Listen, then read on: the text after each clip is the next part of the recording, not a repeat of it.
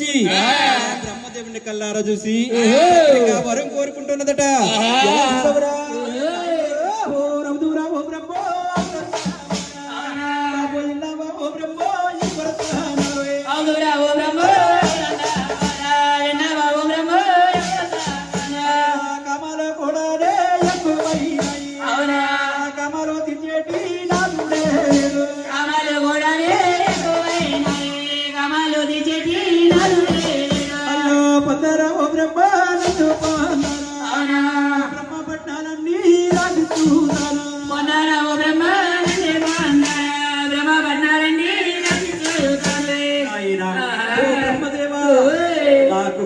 చూస్తే పెరిగిపోని నాయన బ్రహ్మదేవా, నన్ను కానీ నువ్వు పొందినట్లయితే నీకు బ్రహ్మ పట్నాలన్నీ కూడా రాసిస్తాను రా నాయన లాగా చెప్పేసి వరి కోరుకున్నదట మహాతల్లి ఆదిపరాశక్తి నాయన.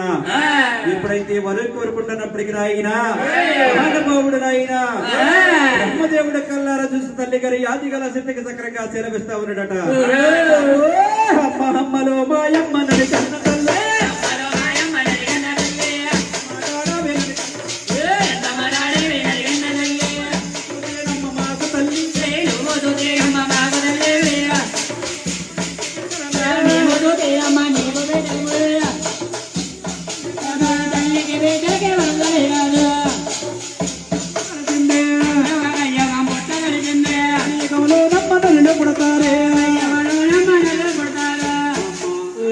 ఎంత మాట్లాడవేనని కన్న తల్లి.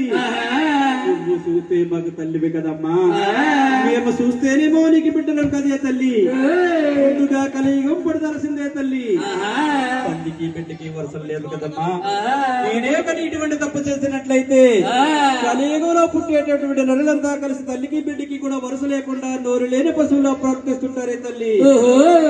వల్ల కాదే తల్లి అంటూ ఉన్నాడట ఆయన. ఈ మాటలన్నీ కూడా ఆలకించినటువంటి మహాతల్లి యాదిగల శక్తి ఆయన బ్రహ్మదేవుడిని మన ఏ విధంగా వరం కోరుకుంటున్నదిరా.